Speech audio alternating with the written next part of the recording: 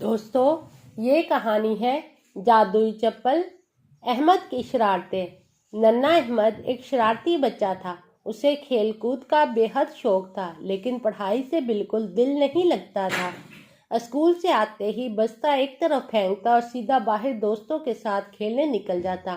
امی ہر روز سمجھاتی، احمد بیٹا پہلے home work کر لو پھر کھیلنے جانا، لیکن احمد ہمیشہ ہنس کر ٹال دیتا۔ امی ابھی بہت وقت ہے، بعد میں کر لوں گا۔ رات کو سونے سے پہلے جب وہ ہوم ورک کھولتا تو نیند سے آنکھیں بند ہونے لگتی اور ہر کام ادھورا رہ جاتا۔ ایک دن امی نے غصے میں کہا، اگر تم نے اپنا رویہ نہ بدلا تو ایک دن تمہیں جادوئی سزا ملے گی۔ احمد ہنسنے لگا، امی جادوئی سزا؟ یہ تو کہانیوں میں ہوتا تھا۔ لیکن احمد کو کیا معلوم تھا کہ اگلی صبح اس کی زندگی میں واقع ایک جادوئی موڑ آنے والا تھا۔ اگلی صبح احمد نیند میں ہی اٹھا اور جلدی جلدی چپل پہن کر باہر نکلنے لگا، مگر جیسے اس نے چپل پہنی اچانک چپل میں جان آ گئی۔ ارے یہ کیا ہو رہا ہے؟ احمد گھبرا گیا۔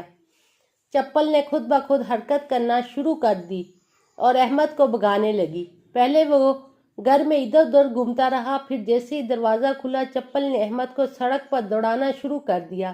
ارے رک جاؤ، میں گر جاؤں گا، احمد زور زور سے چلایا، مگر چپل کو اپنا دماغ تھا۔ چپل اسے اسکول لے جانے لگی۔ احمد چاہتا تھا کہ رکے، مگر وہ رک ہی نہیں پا رہا تھا۔ راستے میں دوست حیرت سے دیکھنے لگے، واہ احمد تم تو کمال کی رفتار میں دوڑ رہے ہو۔ آخر کار چپل نے احمد کو سیدھا کلاس روم میں پہنچا دیا۔ جیسے ہی احمد کلاس میں داخل ہوا، چپل خود ہی رک گئی۔ یہ ہوئی نا بات، احمد نے سکون کا سانس لیا۔ لیکن کہانی ابھی ختم نہیں ہوئی تھی۔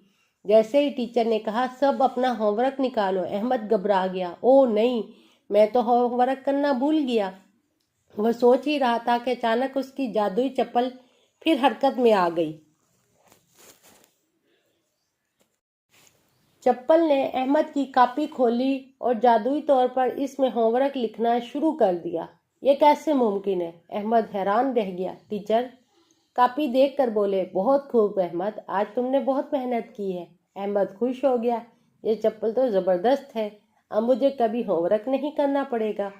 مگر احمد نہیں جانتا تھا کہ جادو ہمیشہ اپنی قیمت وصول کرتا ہے۔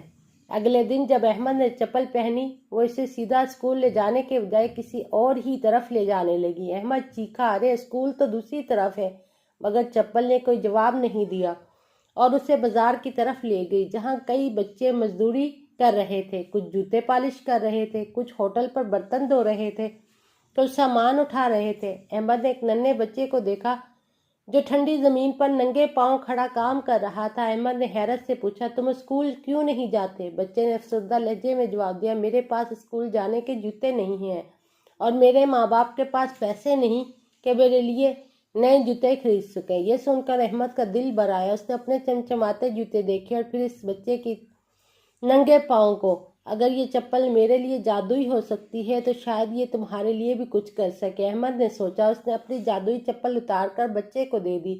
جیسے اس بچے نے چپل پہنی تو وہ جادوئی طور پر اسکول کی طرف دوڑنے لگی۔ بچہ حیران تھا مگر خوش بھی۔ وہ مسکرا کر بولا، شاید یہ چپل مجھے وہ سب کچھ سکھا دے جو مجھے سیکھنا چاہیے تھا۔ احمد نے مسکراتے ہوئے کہا، جادو ہمیشہ وہاں کام کرتا ہے جہاں ضرورت ہو۔